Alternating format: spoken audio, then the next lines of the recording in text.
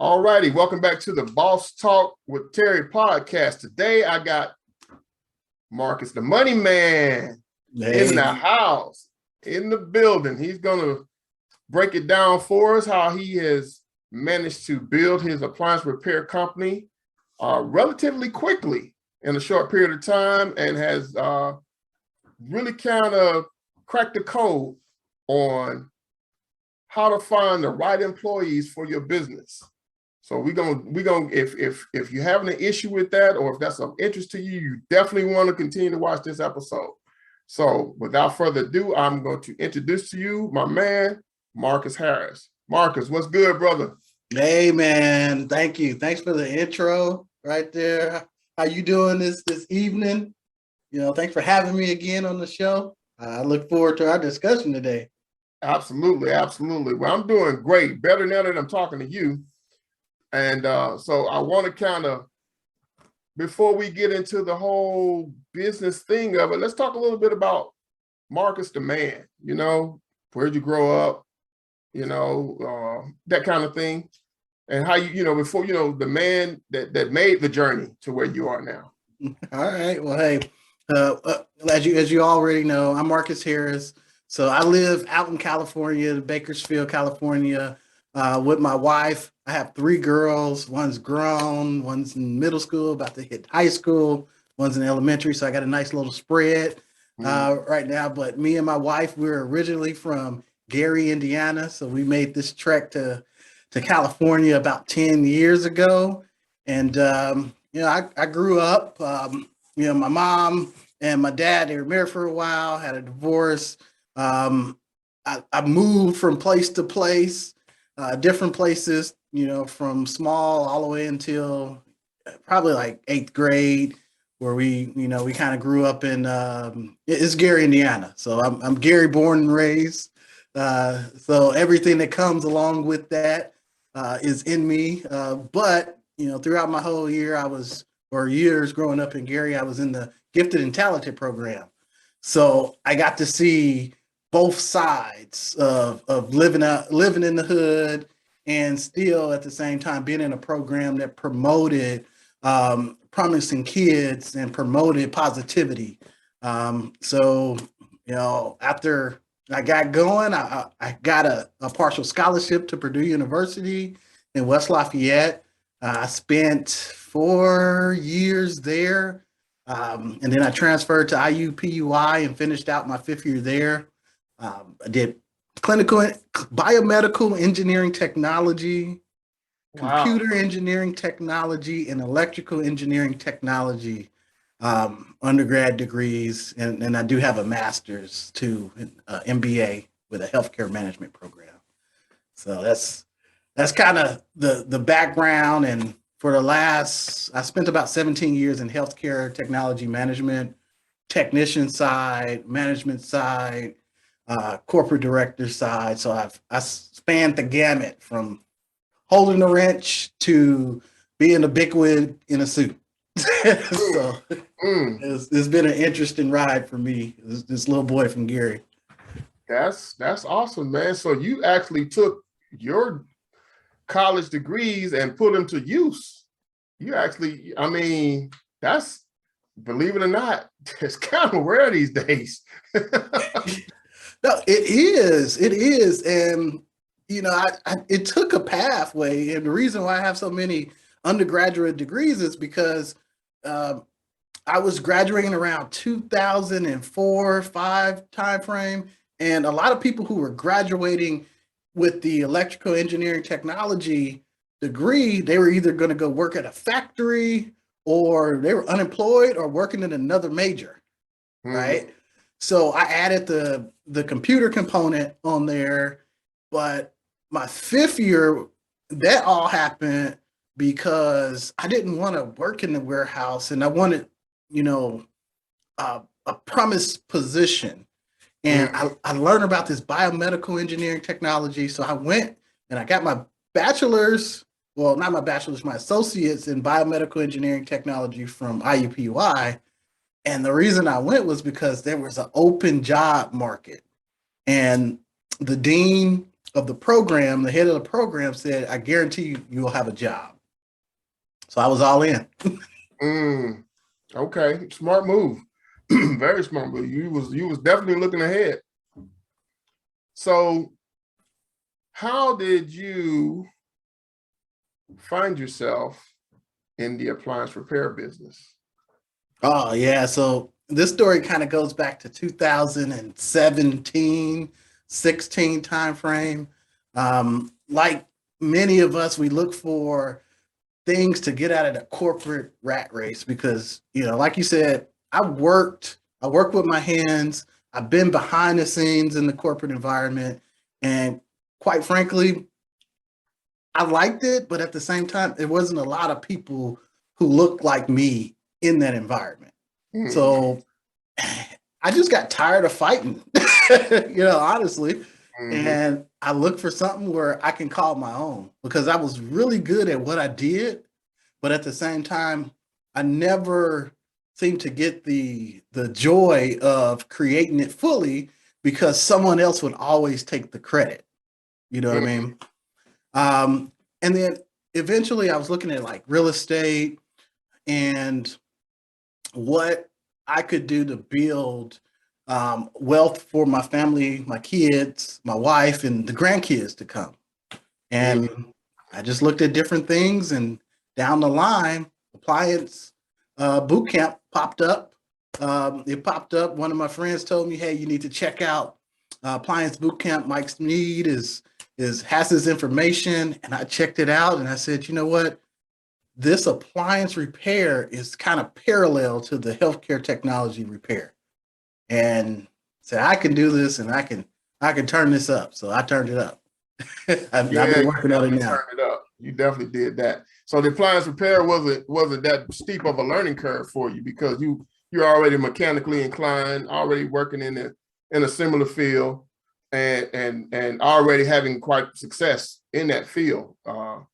So now I've seen you building your business over the last year. Seeing you just kind of step by step by step. You know what I mean? Yeah. What would you say is the main principle that has allowed you to have the amount of success that you've had in a short period of time? It's just understanding the path and where you're going. And we're in a service business. So when you think about service, you have to build your company based on customer service, the people, and one thing in appliance appliance repair, I think a lot of people are missing is the technology aspect. And I'll kind of walk into that, but I focus on the customer. How can we satisfy the customer? And it's quite simple, right? They want to know, can you fix it? How fast you can fix it? And then how much will it cost, right? So getting those principles down and then finding people that you can plug into your system because you have to own it as a business owner. So you plug those people into your system, then you can get a repeatable, duplicatable end result. So that's really what I try to do. And that's really what, we lay out from the beginning. Okay, cool. So do you, like for me, my motto is your experience with us will leave you feeling more like a family member than a customer. I came up with that motto because I've been told that by my customers. And that's actually on my website and everything. Now that is my credo. That is truly my credo, right? I stand on that. And it has allowed me to create and design a business around my life, not only a business around my lifestyle, but it has allowed me to design a business that serves me at the highest levels. And what that does, it gives me the energy, the resources, and the motivation to serve my customers at the highest level. The other thing I want to ask you about is the whole thing with the, finding the right employees and being able to train and manage these guys to a point where you're able to grow your business relatively quickly. We all know that, there's no such thing as an overnight success, overnight success 20 years in the making, maybe, you know what I mean? But see, when you get into the backstory, the foundational principles that you operate on, that's what people don't see. And that's what I kind of want to get into with you. What are those foundational principles? Because I look at business on 4 different levels: tactics, strategies, principles, and then at the ultimate level is essence. And I don't know if you're a God-fearing man or whatever. I'm not a religious person, but I definitely ride with the big man. So when I talk about essence, I'm talking about the intentions, the character, and the nature of God, right? And I apply that to my business. You see what I'm saying? So just kind of expound on how you deal with the whole employee situation, because I know there's a lot of people in the appliance repair business industry right now who are struggling with that. Hey, this is a complicated type of subject, and you're right. I draw upon my experiences, and first of all, you're right. You have to have faith going into it, because one, you're trusting someone else to do the job in the absence of yourself, right? So if you take a step back further, my process was developed over the years as I began to move into management and then higher positions within the management roles. I noticed that these companies, what they would do is they would have you take personality assessments. And because I spent so much time in that corporate environment, I've received additional training, not about the job, but on how to manage people, how to put the right people in the right positions with the right tools, so that way they can be successful. So when I'm hiring anyone, I would put out a Indeed ad is my primary job posting. Okay. And as I hire, I have a system of questions that I would kind of screen the candidates through. And then from that point, every technician or customer service rep takes a personality assessment. Do you do like a DISC assessment? DISC assessment, exactly. I use the free DISC assessment. So a little jewel, Tony Robbins, he has like a free DISC assessment that you can take online, and I just have them email me that DISC assessment. Oh, and it's free. Look at that. And it's free. Wow. So, and it's been great. I remember the first time I took it, I was like, you know what, this is pinpoint. I've took a lot, DISC assessments that take, freaking hour and a half to kind of go through everything. This one is a quick one, but at the same time, I feel it's pretty accurate. Okay. So as I go through the process, they take the DISC assessment. I can have a DISC assessment, read through it, and try to understand what kind of personality I'm dealing with. And then as you go through the interview, you're going to see a couple things. Do they match the DISC assessment? Or did they just click B all the way through? Right? And then the second thing is, based on their assessment, based on their interview, how can I, as the leader, put them in the right position? Do I feel like I can take this person and make them great at their position? Okay. And if you can't do it, then you can't do it. And that's how I vet it. It's either you can or you can't. So what do you look for when you place these ads? What are you actually looking for in a technician? And I guess the second part to that question would be: are you looking at somebody who's already experienced or somebody that you're training from scratch? So I cast a wide net. I'm looking for someone who, at a minimum, has some mechanical experience. Maybe they worked as a mechanic or lube type of techs where they have strong customer service that can upsell things, things like that. Military is always one of my favorite ones as well, because you get that, rigidness as part of understanding and follow procedures. I like that as well. The characteristics really don't matter. it's their experience coupled with their characteristics. So that's why I feel like the disc assessment and the interview is real good, because they can have a personality, but their personality could match what you would ideally want to see, but their experience, it may not be what you need to go forward. Okay. Right. So, and every position is going to be different. So a CSR position, I'm going to look for somebody who's willing to please and who doesn't get rattled as often. Right. Those are really good people because, they're going to be on the phone. There's going to be people who calling in irate, calling in with misinformation, who call 5 other people, didn't get an answer, right? So you're going to get a variation of customer interactions. With technicians, that's a whole nother beast, right?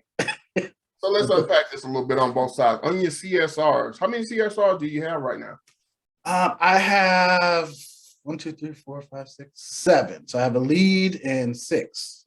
Wow. And my CSRs, they're all labeled as CSRs, but they all have various type of roles. So I have 2 lead kind of dispatchers. So they received all the calls and they work directly with the technicians to make sure the calls, if there's any updates or anything like that, right? I have 2 who handle all of my invoicing and payments. So one handles like the authorizations for warranty companies, and then the other one, she handles, did we receive the checks, reconciling any COD checks, that they give us all the money, right? And we do a huddle every Friday to kind of do that. And then I've got another one, he focuses on the technicians. So do they have the manuals? Do we have the models correct in the system? Things on the back end to make sure the technicians have an easier way to do the job. And then the other 2, they take secondary calls. They can reply on social media outlets, things like that. Because my thing when it comes to customer service is the speed to the lead. So if I'm going to pay for a lead, I'm going to answer the phone when it rings, or I'm going to reply back. No doubt. No doubt. Yeah, no doubt. Okay, awesome. So your technicians, now, I'm assuming, and I hate to assume, but I'm assuming that you do W-2 employees. You don't do subs. You don't do any 1099. No 1099s. California. Oh yeah. I'm trying to avoid all those headaches that comes with that. Like if I was back in Indiana, it'll be subs all day. But California, play by the rules, W-2. And personally, I think it fits my model better than a 1099 would. Okay. Well, since you mentioned California, how is it actually doing business in California? Because you hear all kinds of things, and I've been hearing nightmare stories about, especially small business owners, out in California just going through it. But like I said, you don't appear to be having many problems. You seem to be thriving. So what are your thoughts on that? And with California, you got to have different expectations. So when you do have a W-2 type of model, like labor percentage, I know we always talk that 25% is going to go to the employees, but California, that doesn't work, right? Because after you hit a certain threshold, the expectation for benefits, the expectation for paid time off, all that stuff, workers' comp out the gate, you have to have, if you have a W-2, whether you have one W-2 employee or not, you have to have workers' comp insurance. So there's always increased costs with that. That's associated with that. And then the paperwork. There's always extra paperwork with California, and it's not like free paperwork. You got to pay, $65 here, $150 here.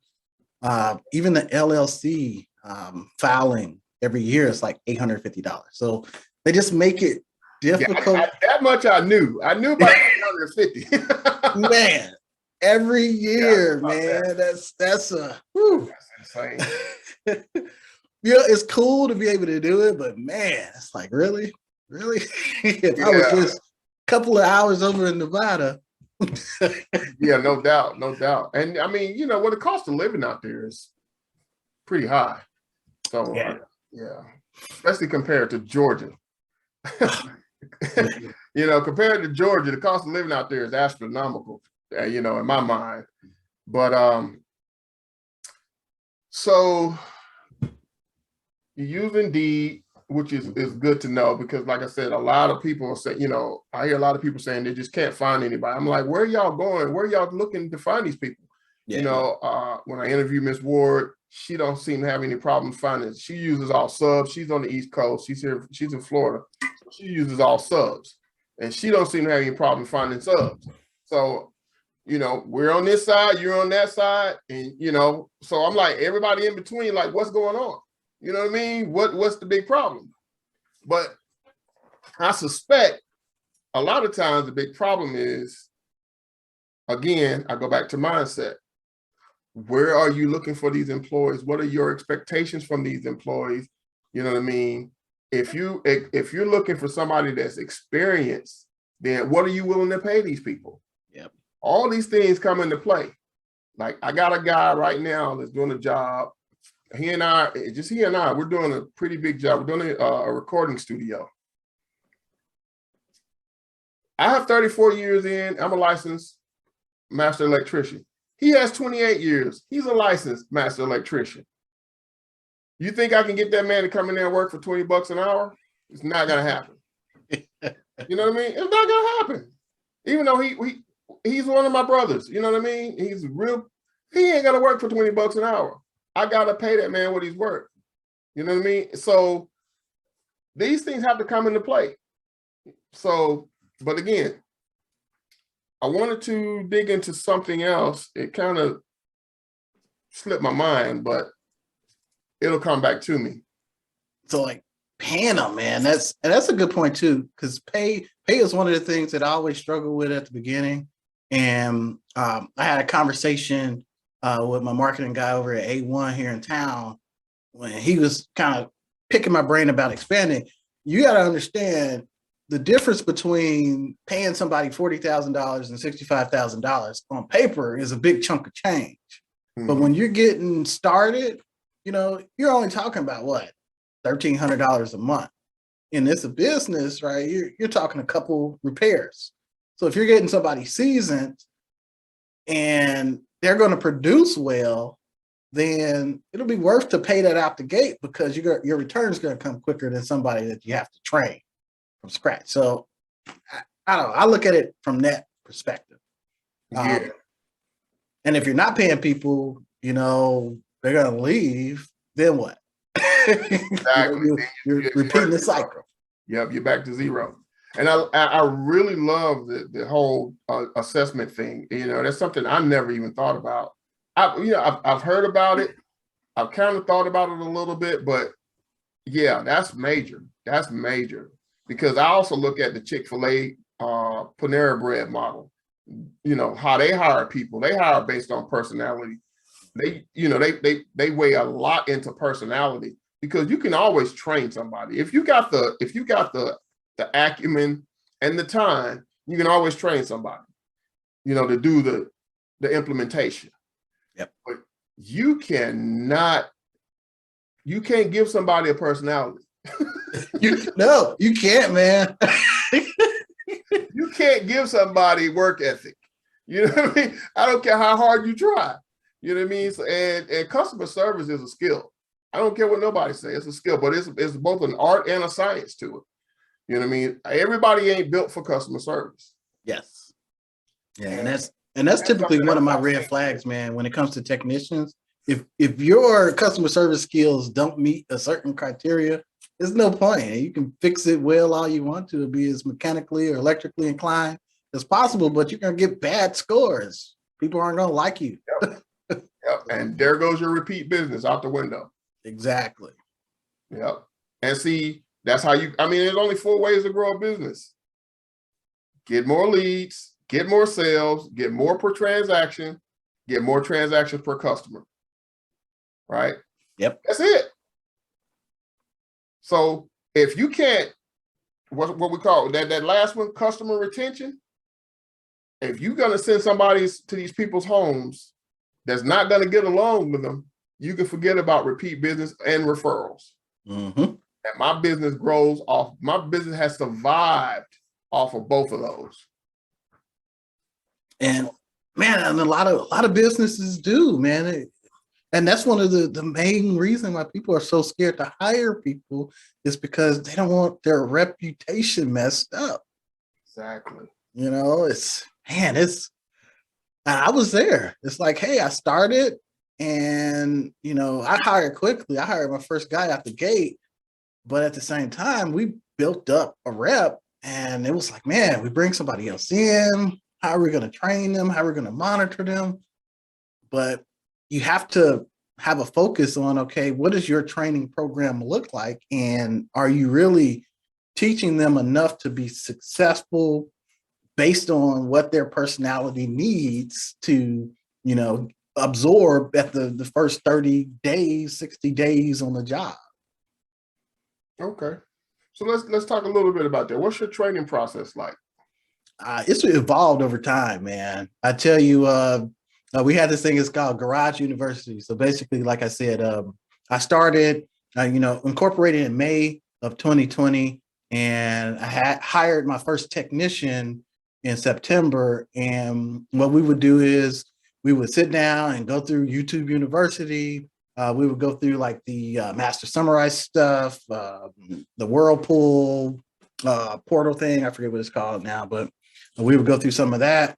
And we would head over to the garage at my house where I bought like some used washing machines, dryers, had dishwasher, refrigerator, and just tear down and put back together. And we would use the videos for the problems. Okay. Right. So that was it at the beginning. So very basic, had some used stuff, tear it down, put it back together, watch videos for basics. But it has evolved to the day where we have, as we launched a new area, so we launched in a new city. When we hired the two guys, we brought them down for 2.5 weeks here in Bakersfield in our new office that we have here. And we've got the washers, the dryers, the refrigerators, a couple of microwaves, all this different stuff here. We had a whole program set out where they can watch the videos, and then instead of driving to my house, they turn around in the classroom and they can touch it right there, tear it apart. We have training materials that were built out, things like that to help support. And then after they go into the field, I promoted one of my technicians to technical trainer.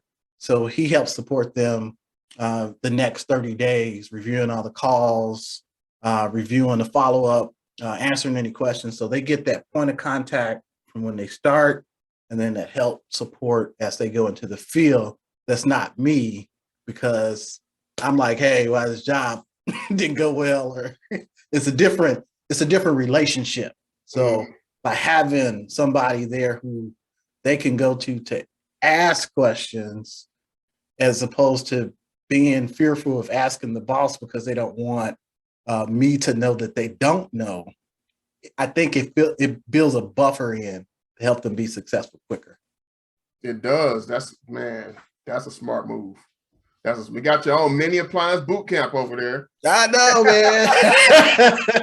I like that, man. I like that. You're hitting all the right buttons, man. It's no wonder why your business is successful, because you're doing all the right things. You know what I mean? And you're not making it complicated.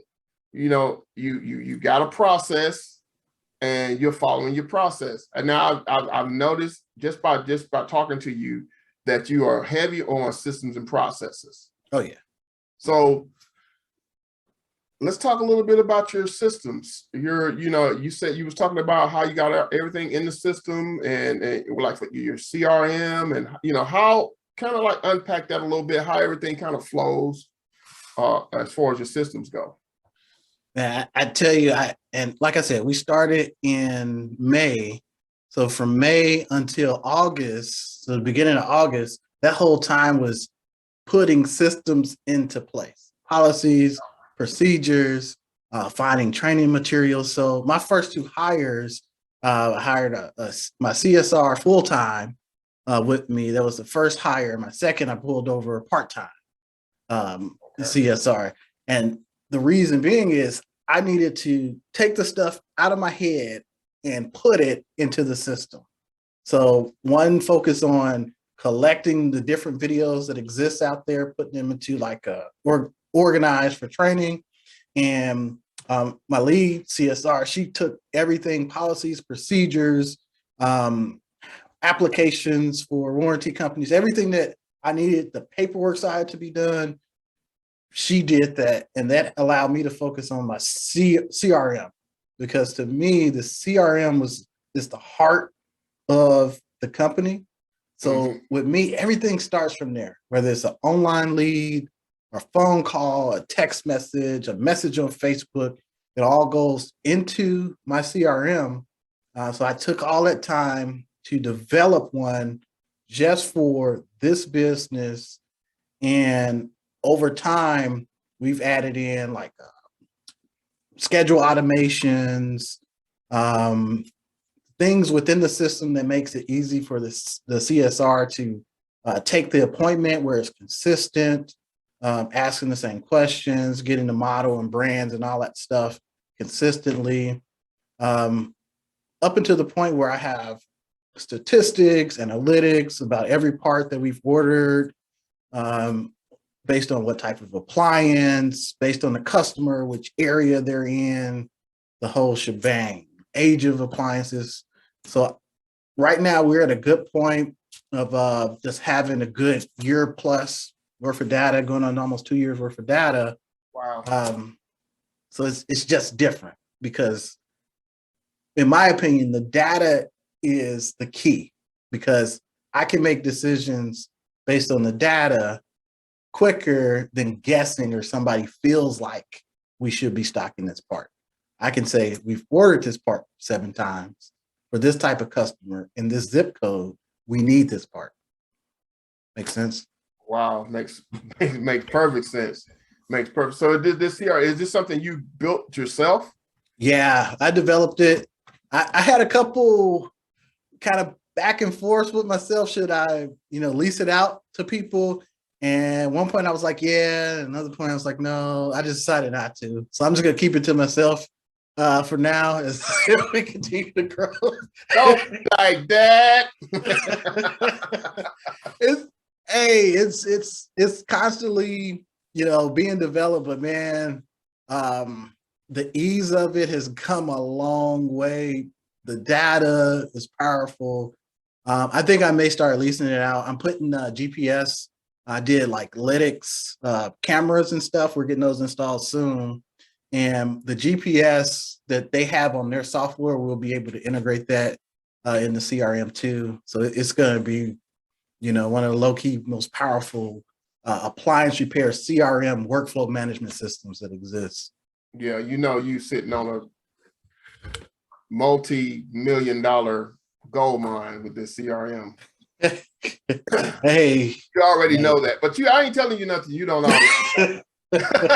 Right on. It's funny because I have a coaching client who is coming out, is in corporate America, and she has she's developing a proprietary software to do what she does. You know what I mean? And for her industry. And when it releases, it's gonna be incredible, because she's in an emerging industry right now, which is a fledgling industry that is booming.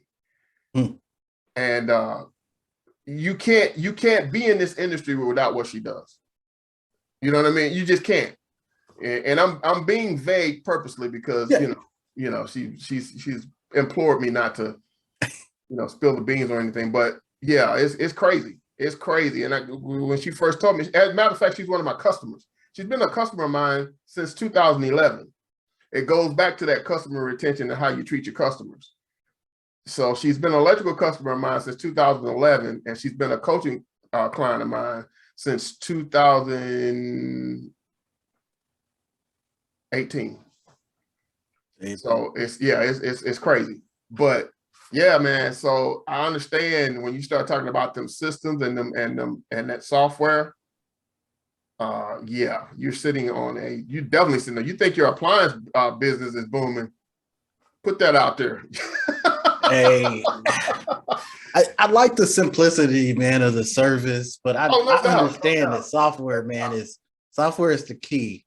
And the easier it is to use, the easier it is for you to be able to take actions based on, results. So I tell you, that's why I spend so much time doing it. Every time I hear anybody talking about software, especially people, I don't know too many people that's created their own software, but I think about ClickFunnels, and I'm sure you're in the marketing, so you're familiar with ClickFunnels, and I don't know how much you know about Russell and how far you go back with him, but I've seen this man before ClickFunnels, and what he's done with that software, and he doesn't code or program anything. Nope. And it's built on a little known backbone, a little known script called Ruby on Rails. A lot of people don't even know anything about Ruby on Rails. And that whole powerful platform is built on this little known, platform. And it's insane. It's insane. So yeah, I don't get caught up in like, what back end do I use, how to code and all that stuff. I do a little bit of coding. Obviously I learned it in school. There's some coding that goes into that, but if it's too complex, I got a subcontractor. I contact him and he fills in some gaps for me. But man, it's the simple things that win. So all I'm trying to do is solve a problem that I have. So I know it's a problem that other people have. I see it every day. Oh yeah, well, that's what we do as entrepreneurs. We solve problems for a profit. The more problems we solve, the more profits we make. For real. That's it. I mean, in a nutshell. So let's talk a little bit about your company culture. So obviously your guys, I've seen some of your videos, your commercials and stuff, and I think they're really cool, really, really creative. And I can see that those guys are genuinely happy with where they're at. I mean, you can tell when somebody just kind of like going through the motions. If you've been doing this long enough, you can tell. But I can look and see in those guys' faces that they really want to be there. You know what I mean? And I see that you had one guy that just recently went into the military. Yep. So talk a little bit about your company culture and how did you build it, and how did you keep feeding it to make it continue to thrive, for your employees. I try to keep everything light, right? And I always remember going back to me working. I've had good bosses, bad bosses, good companies, bad companies I've worked for, and try to extract, okay, what makes me feel comfortable coming to work every day, spending more time than I spend with my wife Monday through Friday, right? And our culture is basically just set on teammates.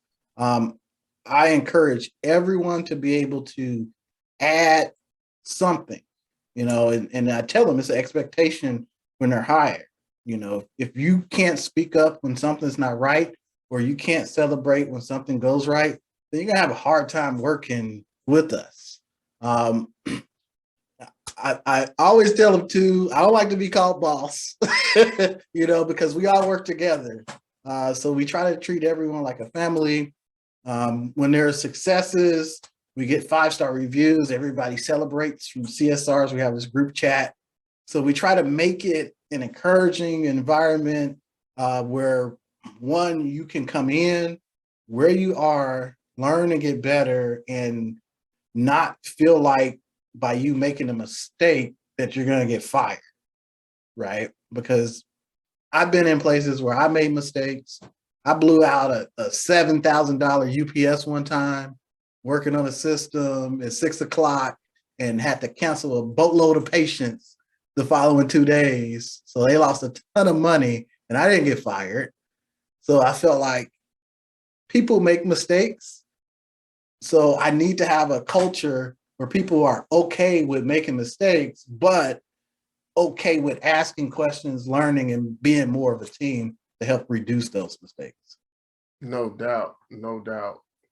It's funny because my first appliance repair job, I did a laundry center and pulled it out, did the repair. It was the bearing cup was worn. It was just shot. So replaced it, did a great job on the repair.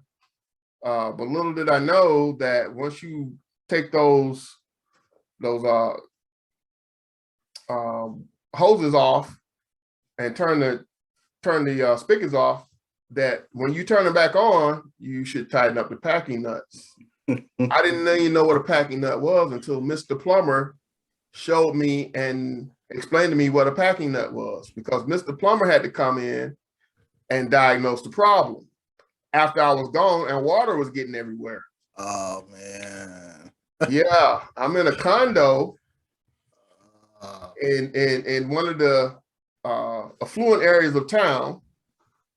So not only did the floor get wet in the condo I was working in, the water got into the ceiling of the condo below.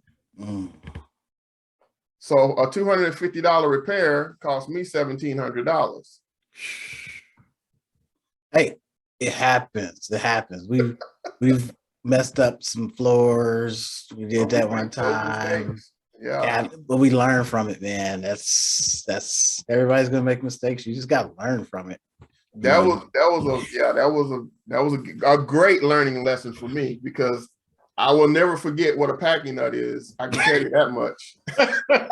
That's in your procedure right now. Don't make that one again. Definitely ain't got to worry about that happening again. But you live and you learn. And like you said, if it had been an employee of mine, I would have just had to be able to suck it up and be like, you know what? I didn't even know about that. You know what I mean? So how can I be mad if they don't know? Exactly. So those type of things. And I remember one time years ago, I was working on this strip club downtown, and I was working on the neon. So I was doing some stuff inside, and they had the big neon sign on top of the building. And I was up there one night working on the sign and left one of the leads loose, and it was uncapped.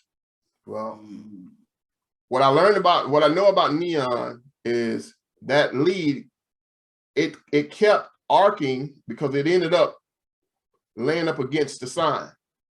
And it just kept arcing and arcing and arcing until I got a call saying that the sign was on fire. That's what I was going to say, that it was going to lead to an arc to a fire with those chemicals. Yeah, so the sign was on fire, and needless to say, they didn't call me back, but my insurance paid for that. And another learning lesson, because I worked on neon for years and never had a problem. This particular time, I don't know what it was. I think I might have put a cap on it, and it may have just come off or something. I may have been in a rush, but I worked on neon for years, so I knew what I was doing. It was just that one time, and they had plans for me to put neon throughout the whole freaking club.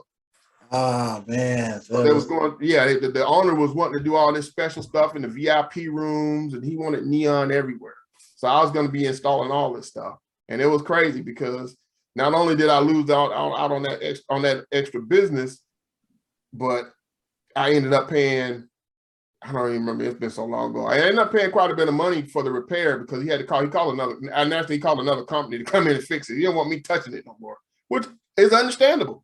I understood. I wasn't mad at him. I'm just glad it didn't, nobody got hurt. It didn't go, it didn't get to that point. It never, entered the building or anything, just, on the sign, but it was a lesson learned. It was a lesson learned. And again, had that been an employee, I would have been super pissed, but I would have had to come to some kind of understanding that, hey, people make mistakes and this is the business that we're in. You know what I mean? We have to be able to roll with the punches and recoup and recover. You know what I mean? So, but any words of wisdom you would like to give to the listeners and the watchers of the podcast, as far as from your years of experience, from your, having run multiple businesses, because I like I said, I know you have multiple businesses. You have multiple businesses. Yes. You still run to this day. I understand. And how do you manage to keep all that stuff going, and keep it under control? Just really hard work, I don't sleep a lot. And you got to understand. So if you want to have more and you want to do more, you got to have a certain expectation. You got to have a certain skill set. And the only way you can get that skill set is through repetition. So if you want to have the best appliance repair business, then you need to have the reps to go through the hiring process to hire good people. You're not going to be good at hiring people right out the gate.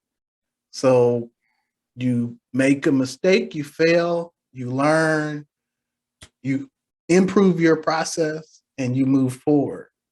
That's probably one of my biggest things is I have tough skin. So it may happen once and then I'm like, but I'm not distraught too long. And if it happens the second time, it's like, oh, well, we're going to update this and get it done. Definitely as business owners, tough skin.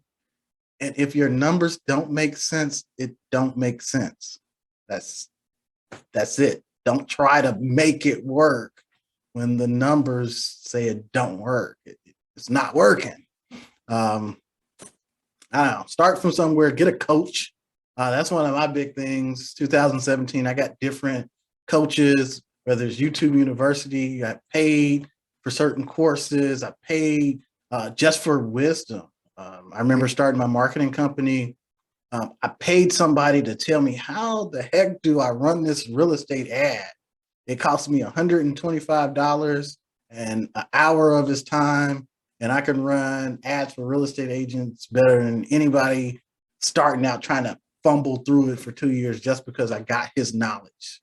So coaching investments is probably one of the big ones that it's routine for me now. Absolutely. So I see you're at what, 7 techs now? 7 techs. Man, I forget. I was at 7, 1 quit.